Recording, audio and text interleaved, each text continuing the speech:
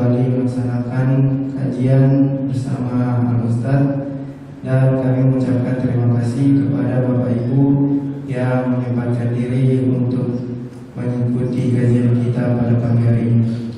Selanjutnya, dengan tidak memperpanjang mukadimah lagi, marilah kita awali kajian kita dengan mengucapkan basmalah. Bismillahirrahmanirrahim. Langsung saja pada Al-Ustaz, saya persilakan.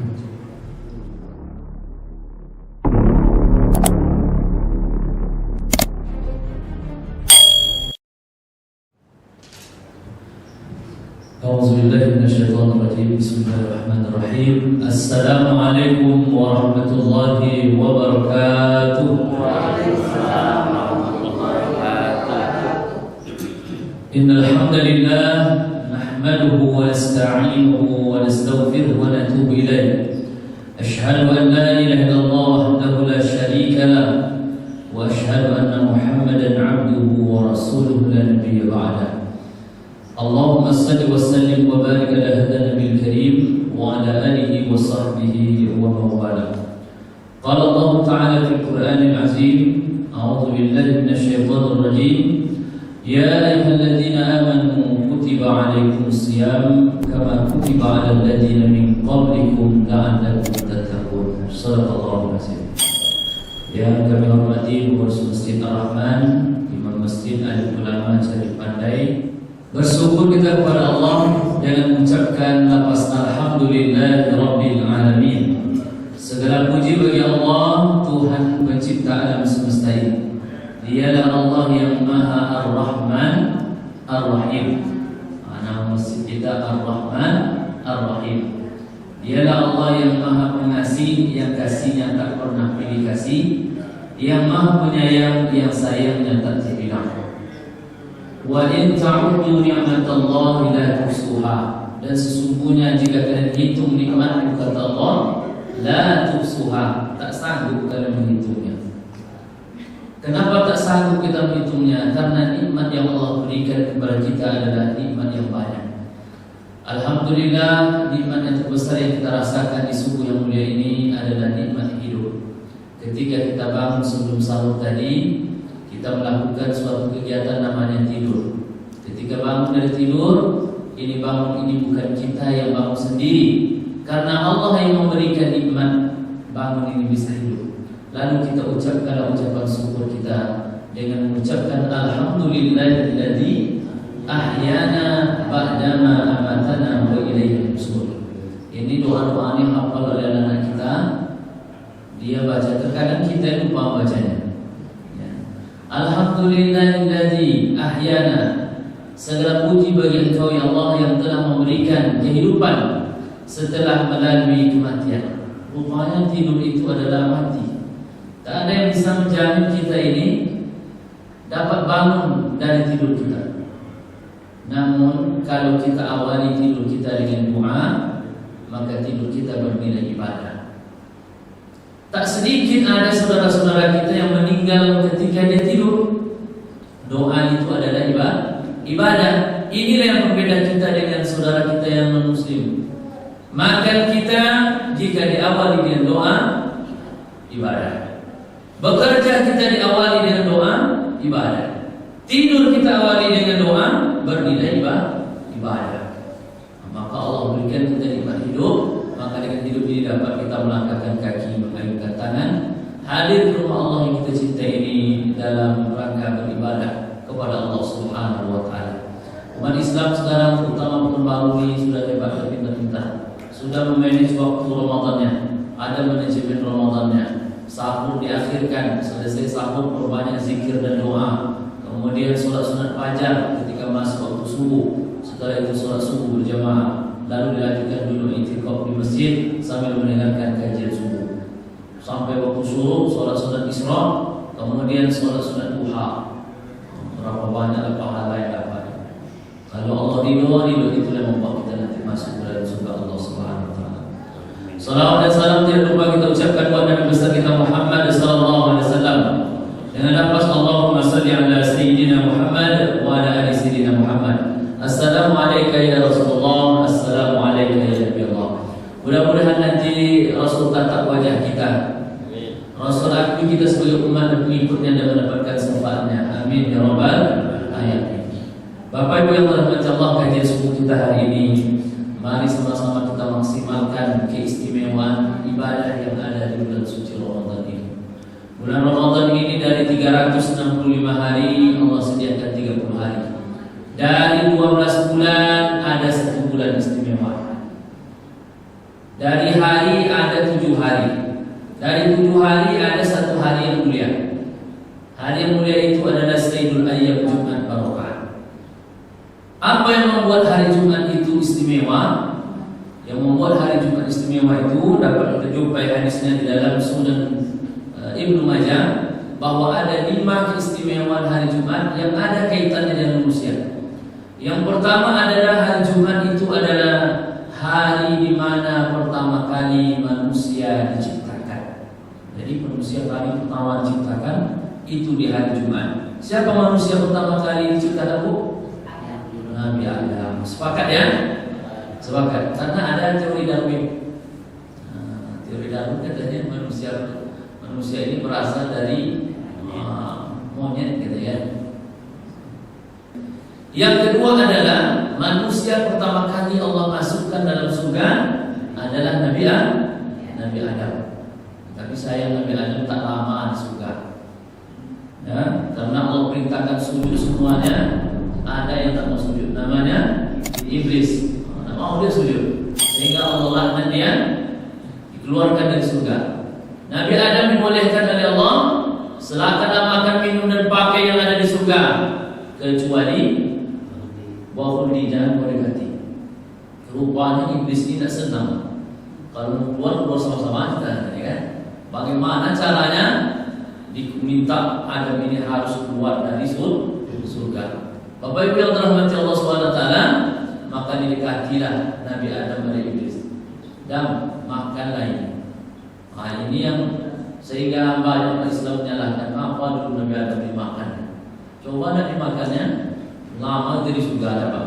Tak ada kita kuliah-kuliah subuh, tak ada puasa Ramadan, tak ada tarawih, tak ada berkelahi suami istri. Nah, suami nak bini dua bisa aman, tak ada marah-marah di dalam surga. Tapi kalau di dunia bisa keinginan aja ada, tapi kebahagiaan tak ada. Nama istri rasa. Bapak Ibu yang dirahmati Allah SWT, kata iblis, makanlah buah ini. Kata Nabi Adam tak boleh. Ini yang tak boleh, Allah dilarangnya. Kata iblis, tak tahu ke peraturan baru. Sudah ada titah Allah yang terbaru, sudah boleh makan. Dicampur dengan nama Allah, payah. Dipakai nama Allah untuk berbohong. Jadi kalau ada orang hari ini berbohong pakai nama orang lain, itu dah berguru pada seniornya iblis. Jelas sanadnya iblis itu. Nabi Adam memakan karena dipakai nama Allah oleh iblis. Kalau saya walaupun ada kawan yang nakal, lagi enak saya ngajar umpamanya kampus UIN, dibilang kawan saya lewat, Ron, dipanggil Pak Rektor. Tentu saya tanya, ini iya atau tidak? Karena dia pakai nama Pak Rektor, berangkat saya langsung naik saya ke lantai 4. Pak, apa dia Pak? Nah, cuma gila katanya. Kawan yang nakal Pak. Karena dia dipakainya nama orang yang tinggi dari kita yang kita hormati. Nah, itulah membuat Nabi Adam itu Allah marah, tapi Allah kasih pesangon. Maka ayatnya itu fadalakoh. Nanti lihat di dalam surah Al-Baqarah. Bapak Ibu yang dirahmati Allah, yang ketiga adalah manusia pertama kali menempati bumi ini itu pun di hari Jumat. Manusia pun Nabi Adam. Yang ke berapa lagi? Keempat. Yang keempat, Allah akan matikan kita semua nanti, akan dihancurkan semua muka bumi ini atau kiamat itu hari Jumat. Sepakat ulama kiamat itu terjadi di hari Jumat. Mudah-mudahan jangan Jumat besok. Wa tazawwadu fa inna khairaz taqwa. Berbekal dengan bekal yang paling baik itu adalah takwa. Mudah-mudahan habis Ramadan kita dapatlah anakum tattaqun. Jadi orang bertakwa. Yang kelima adalah Allah jadikan hari Jumat itu istimewa.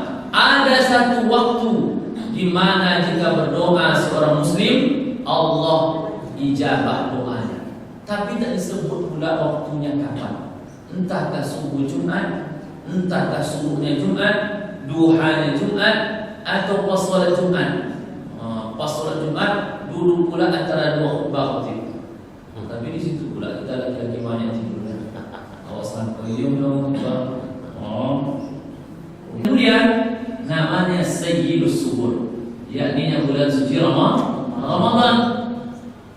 Di sisi Allah ada 12 bulan. Betul. Dari 12 bulan Hijriah ini ada bulan Arba'al Hurum. Bulan 4 bulan yang Allah istimewakan. Bulan haram yang disucikan. 3 bergandengan, 1 yang terpisah. Rajab, Sya'ban, Ramadan. Yang terpisah adalah bulan Muharram. Dari 4 yang istimewa ini ada lagi 1 yang paling istimewa. Bahkan kita embeli dengan kata suci. Sebetulnya ada dalil menyebut nama Ramadan pakai kata suci. Kita hanya memuliakan. Marhaban ya Ramadan, selamat datang bulan suci Ramadan. Kalau bulan lain rasanya asing aja dah. Selamat datang bulan suci Rajab, selamat datang di bulan Syawal, tak ada, jarang kita sebut. Yang ada hanya bulan suci Ramadan. Maka di subuh hari ini kita lihat apa sebetulnya keistimewaan Ramadan ini, sehingga kita agak membedakan dengan bulan yang lain. Yang pertama adalah bulan Ramadan bernama dengan Syahrus Syiyam, bulan puasa. Tidak ada Allah wajibkan kita berpuasa 1 bulan penuh kecuali bulan suci Ramadan. Ini ibadah termasuk rukun Islam. Ibadahnya ibadah istimewa, ibadah privasi, ibadah pribadi. Yang tahu puasa atau tidak hanya kita dengan Allah. Kalau sholat berjamaah, imam kita sebelum sholat ditengok wajah kita, ditengoknya kaki kita. Lurus, rapatkan sholat. Nampak kita sholat. Berzakat kita, tahu ada yang zakat. Ini bapak ini sekian zakat malnya, oh berarti hartanya segini. Jadi tidak perlu badan pemeriksa keuangan. Berapa dia zakat malnya, asli itulah hartanya. Tahu ada amalnya. Mau haji dan umrah, bahkan kita undang tetangga untuk berdoa selamatan. Dibuat namanya walimatus safar. Pakai ibu-ibu rebana berdoa, diantar ke bandara, tahu oleh orang kita. Tapi kalau puasa Ramadan, yang tahu hanya kita dengan Allah. Maka puasa ini tidak sia-sia. Allah hadiahkan orang-orang yang betul-betul puasa, menjaga syarat dan rukunnya dia sempurnakan, maka Allah hadiahkan dia la'allakum tattaqun. Yang ketiga, puasa ini juga dapat menundukkan hawa nafsu kita. Dalam jasad kita ini ada 2 komponen. Yang pertama adalah ada ruh. Yang bikin kita hidup ini ada ruh. Mana ruh itu? Ruh itu sekarang terkurung di dalam jasad. Nah, di akhirat nanti jasad kita yang terkurung di dalam ruh. Tanda jasad ini yang ruh ada, berdetak jantung kita. Kalau jantung berhenti, sudah keluar ruh tadi. Jadi puasa yang kita lakukan ini dalam menundukkan nafsu kita. Mau marah kita ingat kita sedang berpuasa. Nampak perempuan dipakai, tak pakai penutup aurat, pakai baju ke atas tak sampai ke bawah tak cukup, dilihat berdosa atau tidak dilihat? Kata Allah, sia-sia deh. Kalau Ustaz salah katanya barang bagus pula katanya. Yang betul tak dilihat berpahala. Nah, kalau sekali lihat nikmat, 2 kali lihat laknat. Atau kalau dia lagi berpuasa dia tak ada nafsu. Walaupun secantik apapun lagi puasa, loyo dia. Loyo ada kemampuan itu. Karena dia berpuasa. Maka kita tundukkan nafsu kita di bulan suci Ramadan dengan ibadah yang Allah berikan, yakni siap. Setelah itu Allah berikan hadiah. Orang-orang berpuasa tadi, yakni yang berupa ampunan. Man shoma Ramadan, man qama Ramadan. Di Ramadan ini berdosa kita malam, Allah ampunkan di pagi hari, di siang hari. Berdosa kita di siang hari, Allah ampunkan di malam hari. Begitulah luasnya ampunan Allah Subhanahu wa taala Bahkan dalam hadis sahih, ketika Nabi kita naik tangga mimbar, datang malaikat Jibril berdoa. Salah satunya doa adalah, celakalah bagi seorang muslim yang mendapati Ramadan namun dia tak mendapatkan ampunan Allah Subhanahu wa ta'ala. Yang kedua yang membuat istimewa Ramadan ini dan harus kita maksimalkan ibadah, Ramadan juga disebut dengan Syahrul Quran, bulan Quran. Kalau puasa dalilnya hanya ya ayyuhalladzina amanu kutiba alaikumusiyam kama kutiba alal ladzina min qablikum la'allakum tattaqun. Tak ada disebutkan kapan waktunya bulannya. Namun turunnya Quran Allah sebutkan nama bulannya. Apa bunyi ayatnya? Syahrul Ramadan alladzi unzila fihi al-Quran hudan linnas wa bayyinatin minal huda wal furqan. Kami turunkan Al-Quran pada bulan Ramadan. Itulah membuat Ramadan ini istimewa. Kapan turunnya di bulan Ramadan itu? Allah jelaskan lagi dalam surah Al-Qadar. Inna anzalnahu fi lailatul qadr wa ma adraka ma lailatul qadr. Sesungguhnya kami turunkan Al-Quran itu pada malam Qadar. Apa itu malam Qadar? Khairum min alfi syahri. Malam yang lebih mulia daripada 1000 bulan. Setahun hanya 12 bulan. Ini 1000 bulan dibagi 12, berapa tahun? 82, sekian. Kita genapkan 83 tahun. Dapat kalau kita 1 kali dalam seumur hidup kita. Ada yang berumur 40, 45, 50, dapat sekali. Keberkahan umur kita 83 tahun. Umat Nabi Muhammad ini memang orangnya kecil-kecil, pendek-pendek, hidungnya pesek-pesek, umurnya pun seketek. Nah, kalau ikut standar Nabi, umur kita hanya 63 tahun. Ditanya lagi oleh umatnya, kapan datangnya malam Qadar itu? Malam Qadar itu adanya di bulan Ramadan, mulai dari tanggal 1 sampai 30. Ada tidak lebih rinci lagi? Ada pendapat ulamanya 15 malam terakhir Ramadan. Kalau imam itulah inna anzalna aja ayat tarawih, itu sudah separuh Ramadan. Inilah itu ayat tanda ya. Kecuali imamnya pakai ayat-ayat surah yang lain. Ada lagi tak pendapat yang lebih rinci lagi? Ada 10 malam terakhir di malam-malam ganjil. Mulai malam 15, 17, 19, 21, 23. Rata-rata di Pekanbaru jemaah atau panitia amalia Ramadan yang mengadakan i'tikaf masjid, pengajian, muhasabah, zikir, baca Al-Quran, bertadabbur dengan Al-Quran. Mudah-mudahan malam itu turun Qadar. Karena tandanya malam itu adalah tanazzalul malaikatu warruh fiha biizni rabbihim min kulli amr. Turun malaikat-malaikat dipimpin oleh malaikat ruh. Siapa malaikat ruh ini? Malaikat Jibril. Jadi malaikat Jibril ini masih turun di bulan Ramadan, walaupun wahyu tak ada lagi. Jadi kalau ditanya oleh anak cucu kita, "Pama atau apa tugas malaikat Jibril?" Kita jawab, menyampaikan wahyu. Ditanya balik, berarti sekarang nonjok malaikat Jibril itu. Dan tidak ada nabi lagi, tidak ada wahyu lagi. Maka dapat kita jawab lagi, tugasnya turun pada malam Qadar, memimpin para malaikat lain, mengucapkan yang beribadah pada malam itu, salamun hiya hatta matla'il fajr. Bapak Ibu yang dirahmati Allah Subhanahu wa taala, turunnya Al-Quran ini terdapat 3 fase. Yang pertama, dari Allah turun ke Lauh Mahfuz, tempat yang suci. Dari situ turun ke Baitul Izzah. Baitul Izzah ini tempat yang suci di atas langit. Disitulah Allah Ta'ala berjumpa dengan Nabi Muhammad di peristiwa Isra Mi'raj. Minal Masjidil Haram ilal Masjidil Aqsa, naik ke langit melewati 7 langit.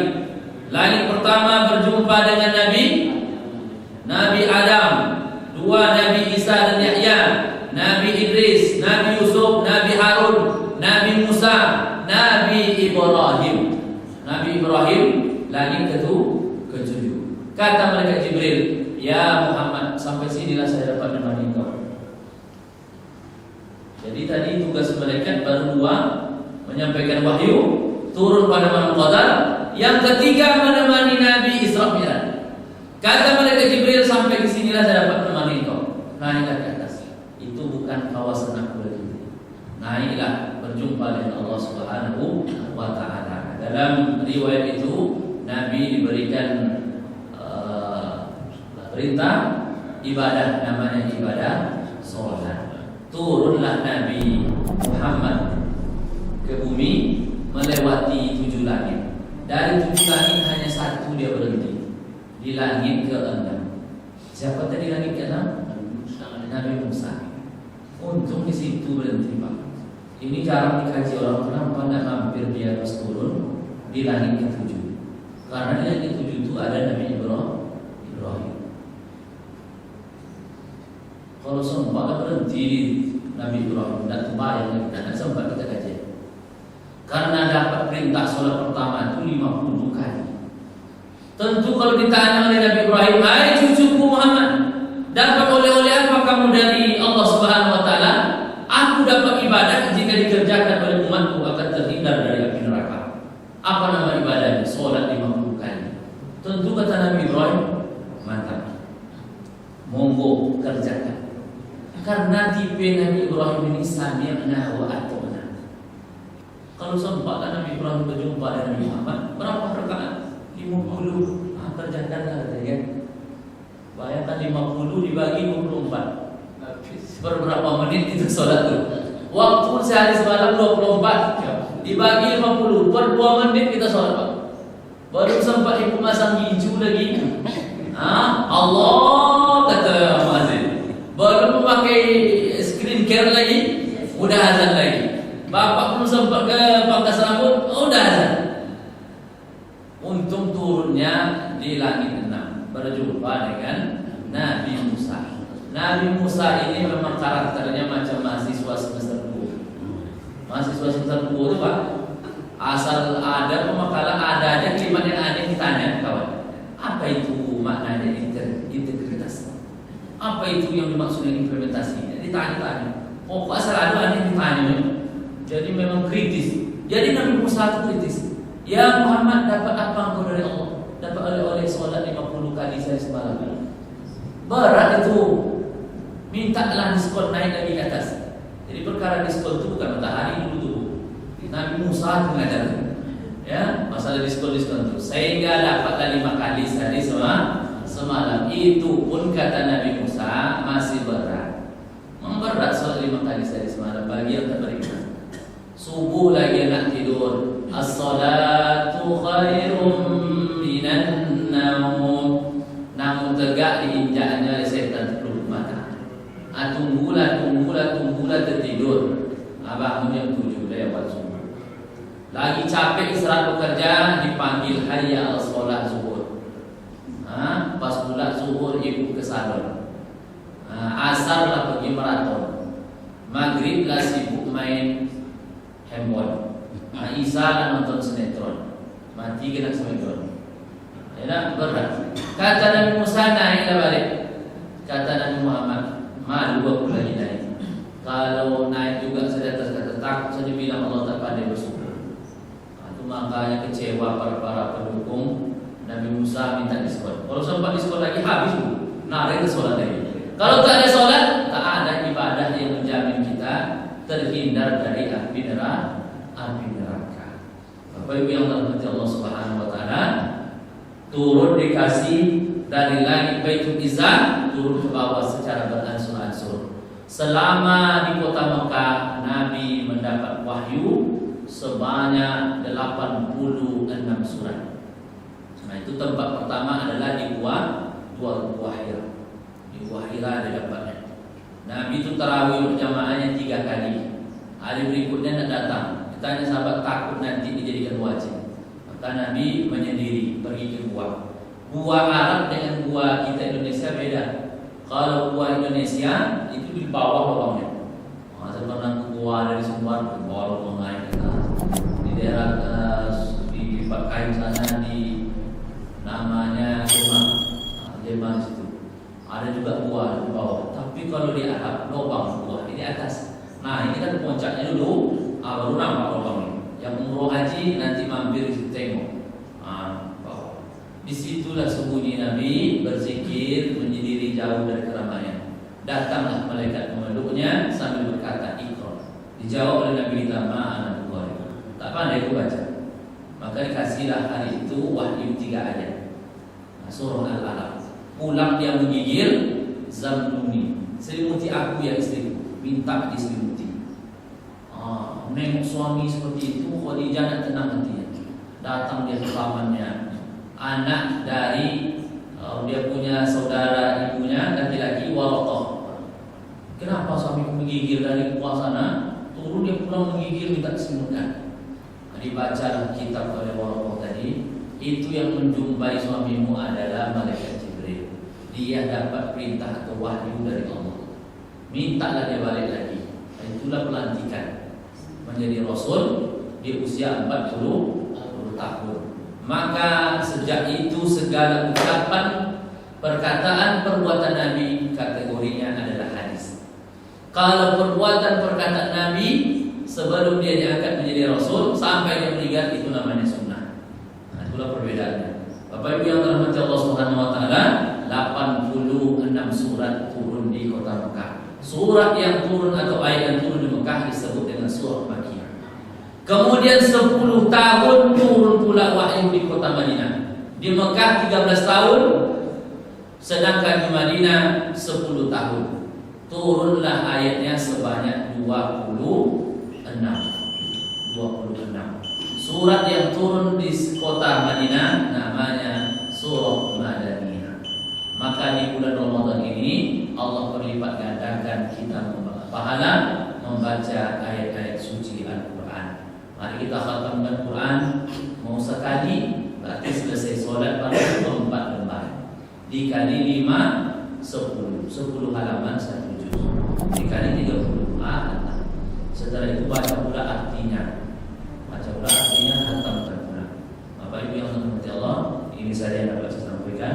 Karena waktu suruh atau isra sudah masuk, kami akhiri. Subhanallahumma wa bihamdika asyhadu an la ilaha illa anta